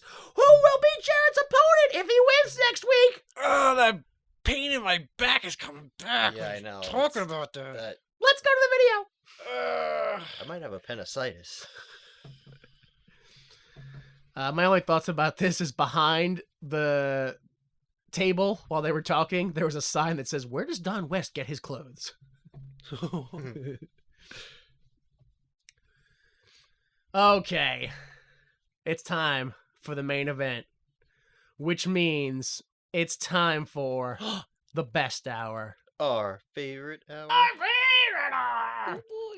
The Troy McClure hour. Oh, hello there. I'm Troy McClure. You may remember me from such inter-community relationship videos as Wear This Hat or We'll Kill You. You do it that way? Weird. Or what do you got there? Never mind, it's mine now. Today, we're here to talk about respecting other people's cultures. All right, come on, man. You know what time it is. Jeff Jarrett, which means it's time for the rookie year of Jeff Jarrett. Boy. It's been so long. April 1986, famous loser Tony Falk challenges referee Jeff Jarrett to a match, and Jeff Jarrett turns that into a wrestling career. May of 86, Jarrett moves on to the tag division as a generic face, teaming with randos and breaking up fights. And also one time being involved in a nightmare match. Still not sure what that is. A nightmare match? No clue. It's just you in the ring, With your opponent, each in a bed. screaming the whole time. Yeah. Cobras! Ah! Cobras! First man to successfully defeat Freddy Krueger in his dreams wins. If you bring him out of the dream, Yeah. though, you lose. Well, but don't you have to bring him out to defeat him? I may have already died to Freddy Krueger. Because apparently I don't know the rules. First man to make Freddy Krueger spontaneously appear in the ring wins. Yeah, cool. All right, in June of 86, Jarrett gets actual tag partners with Tojo Yamamoto and Pat Tanaka. In July of 86, Jarrett and Yamamoto get a CWA International Tag Team title match and win, but post-match Yamamoto walks away from Jarrett and later reveals himself to be the cousin and manager of future opponents Goto and Saito. Jarrett was also in a AWA Southern Heavyweight Title Battle Royal. Good for him. In August, things start getting weird. Jarrett's tag match was paused to chase off bad guys, Fire and Flame, who were spray painting the CWA general manager Eddie Marlin's Cadillac in the parking lot. The next week, Fire and Flame jumped Jarrett in the parking lot. Despite that, Jarrett and Pat Tanaka were able to win the CWA International Tag Team titles, and they're going to defend them next month. That was where we left off, and here's the new month. In September of 1986, Jarrett and Pat Tanaka lose their tag team title match due to outside interference by Yamamoto and his kendo stick. Week of the 13th, we see a music video of Jeff Jarrett and Pat Tanaka answering questions on the Jerry Lawler show, intercut with clips of them wrestling Goto and Saito, highlighting Goto and Sato's use of the kendo stick. Also, Jarrett and Tanaka were shopping for clothes. All to the song Object of My Desire by Starpoint. I need to see this. It's so I good. need to see this right now. Saito and Goto and Yamamoto furthered the feud by attacking Jarrett and Tanaka mid-match with kendo sticks and shoes. What? Their own whose shoes? I think Yamamoto's shoes. He's the manager. He took them off? Did Yeah. he bring shoes down? It's hard to tell. There's so much chaos, you know? Week of the 20th featured a music video of Jeff Jarrett and Tanaka wrestling Goto and Saito, highlighting Jarrett and Tanaka getting revenge by using kendo sticks and their own boards of wood, all to the song Danger Zone by Kenny Loggins, Wow. which led directly into a Southern Tag Team title match, which was Jeff Jarrett and Tanaka versus Fire and Flame. And apparently the Southern Tag Team titles are contested under 2 out of 3 falls rules. So the first fall ended with Saito and Goto interfering and attacking Jarrett and Tanaka with boards of wood. And then the match went to a time limit draw. So 1 win, which was a DQ. They don't win the titles. Wow. That's some carny stuff, brother. I know. Yo. Yeah. Finally, in the week of the 27th, well, I want to clarify this. They do 0 recaps between weeks. So from the 20th, you watch the show, and then they tour or whatever, and then the week of the 27th happened, and they go, well, you know, they're really angry about that, and well, let's just talk about what they're gonna do, not what happened. And that's it. They never recap anything. So for some reason, on the week of the 27th, Yamamoto calls out Jerry Jarrett and Jeff Jarrett as cowards and says that he's gonna paint Jeff's back yellow if he shows up here tonight. Never explained why. Why Jerry was brought into it, none of that. He turned on Tanaka? Is he a heel? I don't know. Yamamoto? Yeah. He's the bad guy, yeah. He's a part of Gato and Soto. Or Goto and Sato. He calls them out. So during Goto and Sato's match, Jeff Jarrett sneaks up behind Yamamoto and dumps the can of yellow paint onto him. Mm-hmm. This causes all three bad guys, the Japanese bad guys, to whip Jarrett with a belt, which then causes the CWA general manager Eddie Marlin to challenge Yamamoto to a fight right now or he's fired. Whoa, that's abuse of power. Yamamoto takes too long to get out to the ring, so he gets fired. Maybe, I don't know, because the fight happens anyway. And it starts with Yamamoto reaching into his pocket and throwing salt in Eddie Marlin's eyes. Whoa, no, of course. And ends with Jarrett and Tanaka chasing everyone away with chairs.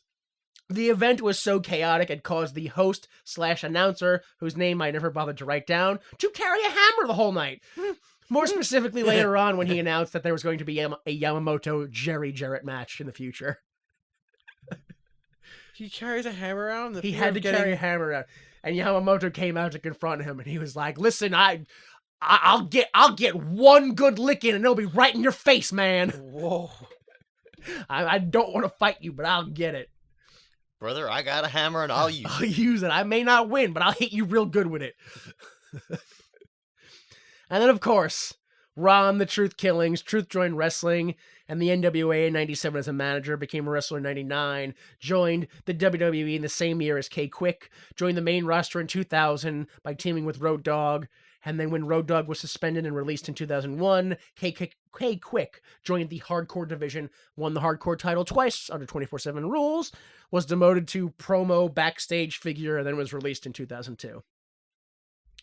On a positive note, I just want to point out that with his first studio album being released in the year 2003 and his first and only marriage being in the year 2011, at 2002 and 30 years old, Ron Killing's life is like nowhere near where he ends up now today. Like he has barely started his life. That's crazy. It's He has insane. A huge career ahead of him. Uh-huh.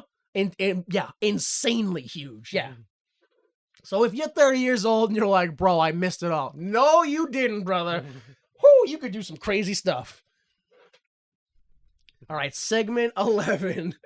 I'm trying to be positive. Let me be positive. All right. It's such a negative show. Let me help the people. All right. Segment 11.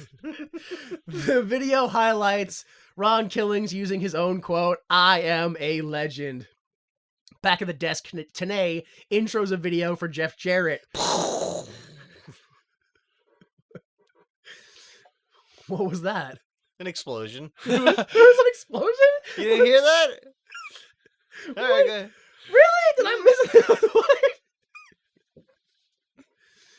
The video package has shots of Jeff Jarrett walking through a train yard.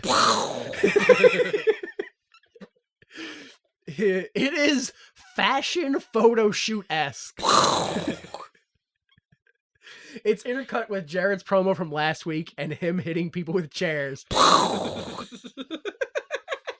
Is this a transition? Dude, I remember that. it made so me fun. It was the stupidest thing. They just had an explode. They were like, yo, how do we make this title match more intense? I don't know, just add explosions in the promo. The genius! It's like Jeff Jarrett's cutting promos, having matches, and like walking through a train yard. Yeah, in black and white, yeah. Dude.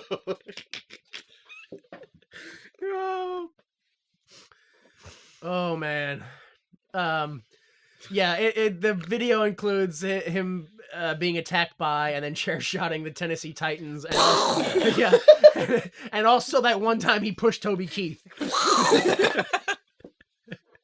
Dude, it's so ridiculous. It's I insane. was dying. Yo. I don't know if I ever mentioned it on the podcast, but I was watching My Role with Jeff Jarrett, and the Titan spot, unplanned. Mm-hmm. Totally unplanned. Yo, you mock them for losing the Super Bowl, and they take that shit to heart. Yo, yeah, that's exactly what happened. Hop the rail. They said they were just supposed to be there to watch, and ooh, they took it to heart. So we get the tail of the tape, and Jarrett has the advantage in every way. Years, height, weight, Yeah. all of it. So Jeff Jarrett versus Ron the Truth Killings for the NWA World Heavyweight title. In the ring, the Truth rapped the same song that he always does, but this time there's no redneck or trash references. He calls people knuckleheads. I don't know if somebody talked to him or something. Hey now.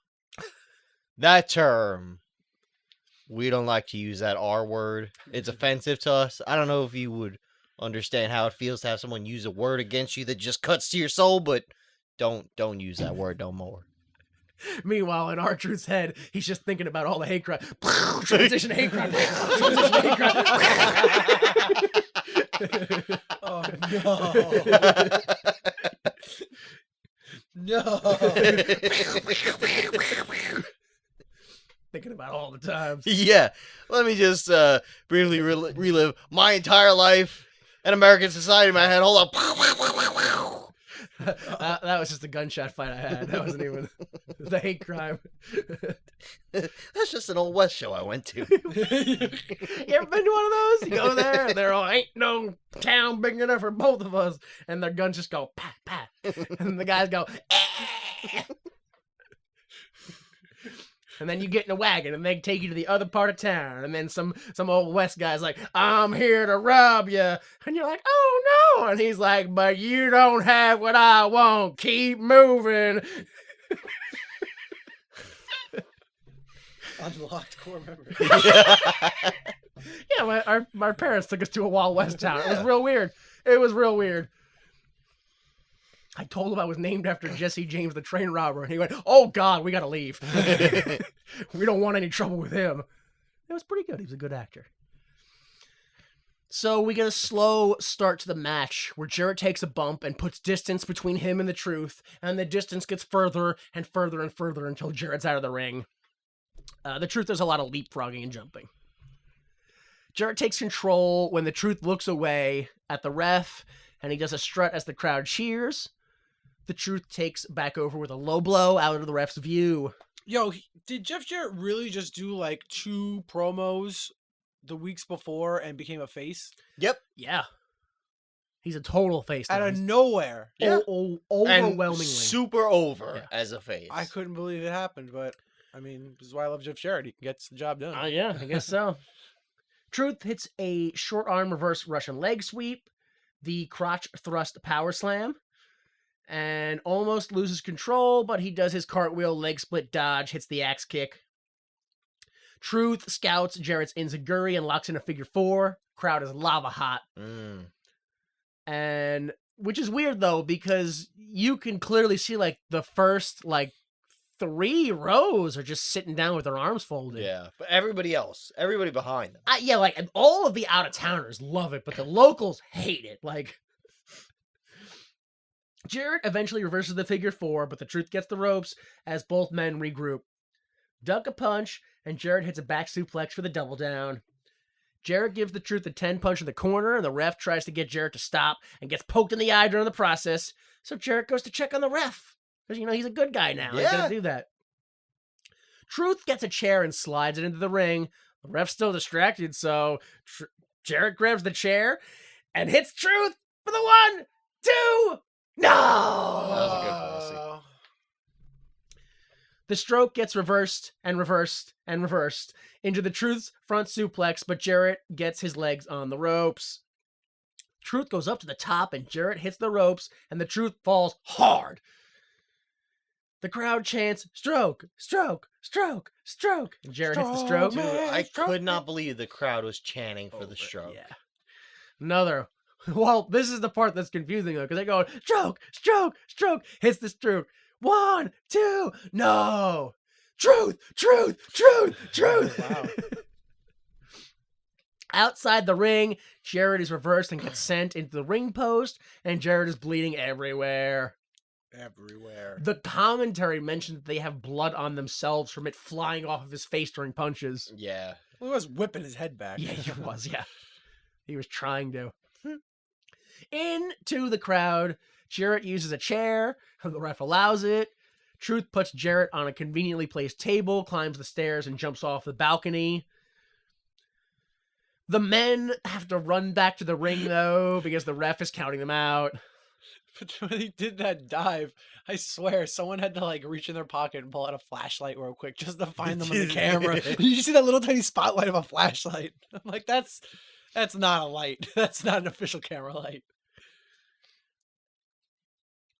In the ring, Jarrett ducks a flying forearm and goes down. Both men knock heads in the Irish whip, cross, and then they go down again. Double down.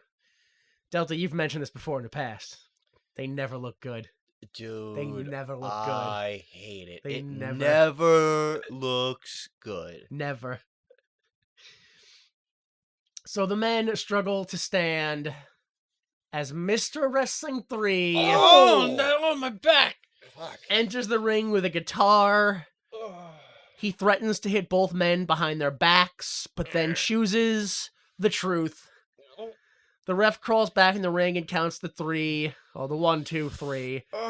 Your winner and new NWA World Heavyweight Champion, Jeff Jarrett. Post-match, Oh, before my back pain comes back, I was sitting there like, who could this guy be? And right before he pulled the mask off, I was Mustache? just hoping, I was like, yo, I hope this is Hermie Sadler. This would be the greatest thing if this is Hermie Sadler. yo, I don't know where that would have went, but I would have been like, what the what? Like, Yeah. yo, I think I'm a Herbie Sadler fan. Yeah. Like, I'm back, truth. That would have been great. yeah, post-match, Mr. Wrestling 3 enters the ring to Oh, my clap back pain is back. for Jarrett. He takes off the mask to reveal that he is Vince Russo. Tenay shouts, "Oh shit! It's Vince Russo! What the hell is this all about?" As the show fades out. Truth video package, minute 13 seconds. Jarrett video package, 2 minutes and 30 seconds. Match length, 17 minutes and 37 seconds. Yo, I don't know how these numbers are right, but apparently this full segment length was 27 minutes Yes. and yes. 22 seconds. Yes. Oh, yeah, that's was how it was long. long. The presentation they did beforehand of the 2 video packages and the JB took literally Yeah. 5 full minutes on just the entrances, Oh on just The announcing them. announcements, Yeah. Entrances and the yeah. Oh my goodness, it was so long. I'm like, this is once that was happening, literally when that was happening, I was like, oh, Jeff is winning, because Jeff was like, I want this to be a proper NWA thing, Yeah. because I'm winning the belt, so I want it to be immortalized this way. Yeah. Yeah. I was like, he's 100% winning. Yeah, Yeah. it was so obvious. Oh my goodness. He heard me from across the house. Yeah. When I saw it was I saw it was Russo that took off the mask. I was like, Yeah, like- no! Oh, I was screaming. I forgot. I watched all this years ago and I forgot. I Yeah. forgot it was You him. blocked it out. I tried to block it out. Oh. That was me when Mr. Wrestling 3 showed up. I was like, I don't remember who this is. And then the second week he showed up, I was like, well, he's gonna take the mask off eventually. Like, who is? And it like flat. I was like, oh, I remember that now. I remember him taking off the white face mask, and it was hit. That has to be what this is. It has to be what this is. And it turned out. Yeah. Every time. So it had to have been like 3 separate times I've watched this, and every single time I was shocked. I tried to block it out. because it doesn't make any sense. You're just like, fuck. So yeah, my only thoughts on this are like, there's just so many things wrong with this. Like, first off, you can't argue. The audience clearly liked it. I don't know why, but they loved it. Ate it up. Yeah. But my problem with this is Mr. Wrestling 3 just screwed Jeff Jarrett over by stealing his deserved win. Like, he didn't earn his title match. It got handed to him. Yeah. He still didn't earn his world title. Like, it's... Also, what does this mean? Is Vince Russo racist? What is this? What is all this? Was this all just to get at Jarrett? Like, I don't understand what this is. I'm not sure they knew it was going when they planted it. I don't... Dude, yeah. It's so baffling. It's like, there wasn't a plan. There wasn't a plan. It was just like, what if we did this? Who's it going to be? We'll figure that out. I found this seed. Let's plant it. What is it? I don't know yet. It's starting to grow. Let's dig it out and put another tree in there. Why did you? Hang on a minute. Yeah, I don't know. If this were real, You would dig that tree up.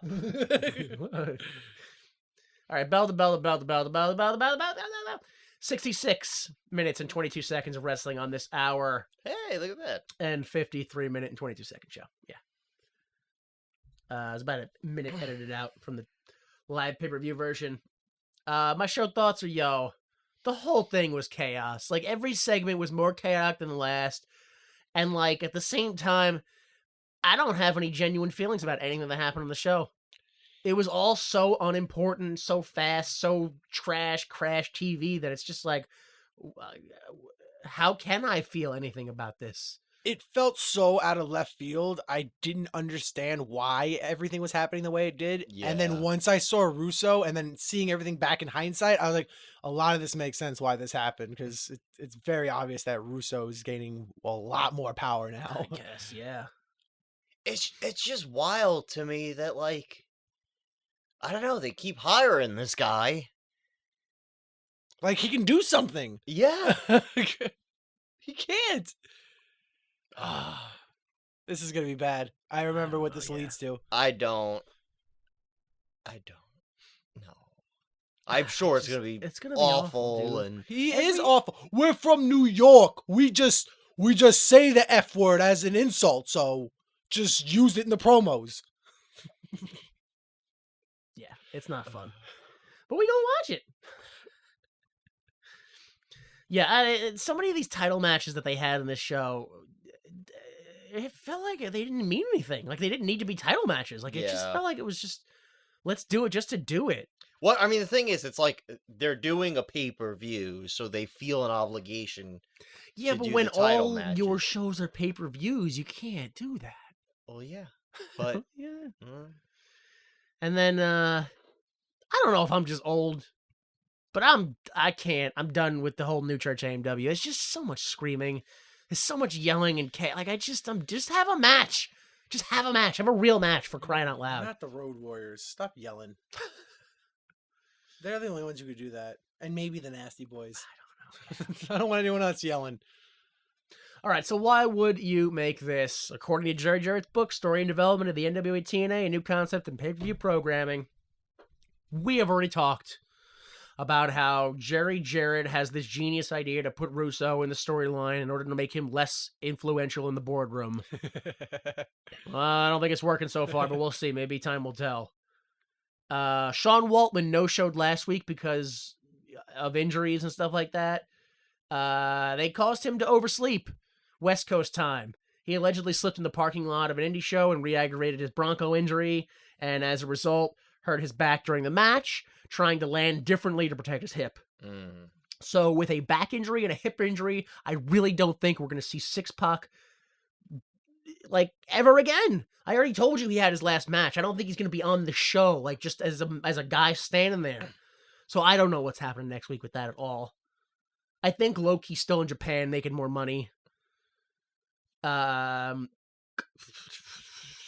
BG was a shoot. That wasn't planned. He just took the mic, said the F word for no reason. Oh. Not part of the show. Jerry Jarrett was not happy about that. Mm. I don't know what lie is a lie and what lie is a truth, but Jeff Jarrett did his My World with Jeff Jarrett did this episode, although he calls it episode 22. Mm. I mean, episode 21, sorry, instead of episode 22, which is what it is. Probably skips the clip The show. clip show, yeah, I think that's what it is. So he talks about some stuff on there. Again, I don't know what is true, what isn't. He says that they did this because they thought Russo would be a water cooler conversation piece. That it'd just be something people would talk about. Oh shit! Did you see on TNA that Russo showed up? He was Mr. Wrestling 3. Oh my god! I'm never watching that shit then. That's I know, yeah. That's all Russo says for all of his ideas. People are gonna talk about it, and that's good. No, Is it's it? not. Dude, if Brother Scallop comes down to do the podcast and he's like, hey, did you hear what happened? And I was like, no, what happened? And he was like, a dude in the industry we work for got arrested for like child stuff. And I was like, Well, we're talking about it around a water cooler, but that's not stuff that I Book ever. 'em. Yeah, Book- book them. He's getting people to talk. Yo, ooh, kid touching. It's all the talk right now. I couldn't- say book him. Yeah, like Give what him do the you- belt. It's water cooler conversation. What Yeah. do you mean? You know how like people spread rumors all the time. That's not a good thing. Like, Look, people talk. They spread rumors when it's a scummy, shitty person. So all I'm saying is take this sexual deviant who tries to lure children into his van all right. and put All right. put our title belt on. That's not- we're That's what I'm getting- saying. We're getting way far away from the point at this point, I think. All right, so let's guess the card, or what do you want to see, despite what they're telling you you're going to see. They advertise Slash and Lee versus Kurt Hennig and Six Pac for the tag titles. That shouldn't happen. Didn't someone just win a tag title match? Isn't it supposed to be the Harris brothers? Yeah. Why did what? All right, whatever, fine. We're also going to see, like, for the 16th time, Lynn versus AJ for the X title. Brian Lawler versus Bruce over the April situation. That was it. I think we're actually gonna see Slash and Brian Lee versus the SATs because I feel like Yeah, you know sure. what else are they gonna do? And Ron and Don, John, Gron, and Fawn Harris, they are gonna fight AMW for some reason. Why? I don't know. All right. The opposite of what should happen. Yeah, Yeah. literally, we'll just The wrong whoopsie thing. doodle it. Yeah. I think Vince Russo will be in no less than 6 segments. Oh, wow. Wow. Oh yeah, we got to get some kind of promo where Vince Russo explains his mastermind plan. Well, he's going to have the promo where he's like, I'm here and that's going to happen. Mm. Then he's going to have the promo where that happens. He's also going to be involved in a match because of it. Yeah, That's at least 3. And then I'm sure he'll figure out other Yeah, shit. He's got to lay down the law of the wrestlers, so he's going to be in a couple of promos individually Yep, laying it down yep. for them, yeah. He's got to interact with people now. Yeah, see? That's 3 more at least. Fuck. No less than 6. Yeah, I don't know what I want to see because they have fucked every wrestler they have from. Like, I'm not interested in a single wrestler they have. I'm tired of seeing AJ fight the same 2 guys. You killed Amazing Red for me with that promo. Yeah. The truth is, I mean, he's clearly on his way down right now. You're probably gonna do a rematch for that, like give the champ his rematch or whatever. I don't know what they're doing with Siaki. I don't know what they're doing with the whole tag division, to be honest with you. I don't understand what they're doing with the whole tag division. I really don't know what I want to see next show. I got no clue. Yeah, I mean, I really like. It's insane that we're only 22 episodes in, but I feel like, okay, maybe we should just reboot it. Like, Well, yeah, they kind of are, huh? yeah, Well, now that Russo's here, they Isn't kind of that- gonna are. Isn't that what he does? Well, according to what we talked to, he's going to do a TNA versus whatever his group is. He's going to try to take over the TNA. Yep,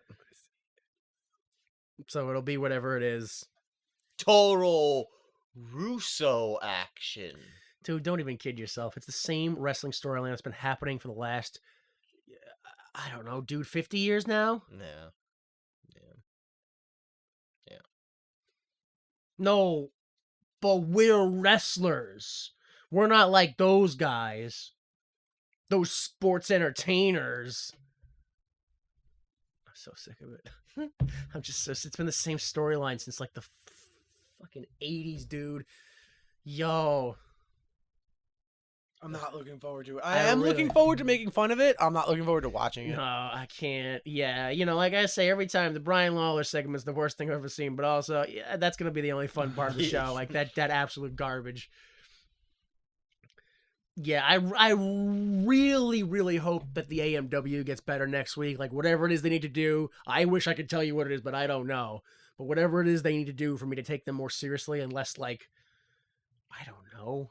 I think we're a ways away because, like, what tag team are they really? That's true. They don't have much to go against. Yeah. They need a manager. Unless they do Do have a they? good producer. that's helping them because they're so directionless. I feel Yeah. just screaming, and running around, and doing a fucking run-in every time they have a match. Yeah. They went to the ring and they did their whole entrance, and I was like, "Oh, okay, good, nice." And the other guys came out and they ran to them, and I was like, "Oh, almost! Damn it! Yeah. Start a match a different way." You guys know how much money you would save if you just didn't put up the ring? Like, you're not wrestling in it anyway. No, yeah.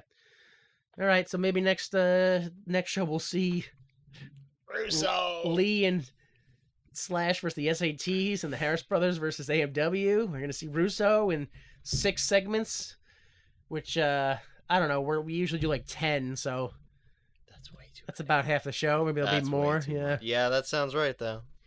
I don't know. I'm going safety bet. We're probably just gonna see a world title rematch.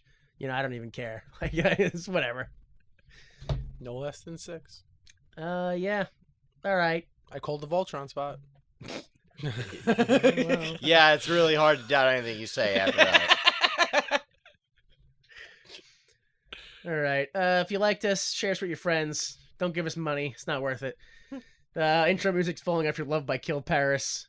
Edited version of that is. For Brother Skylar and Jake Delta, I am Jimmy Time. Please remember that without the mistakes of others, we'd be forced to endure the pain of failure ourselves. Support the arts. The preceding recording is for entertainment purposes only, and the views expressed in this podcast do not necessarily represent the views of Why Would You Make This, its owners, employees, or associates.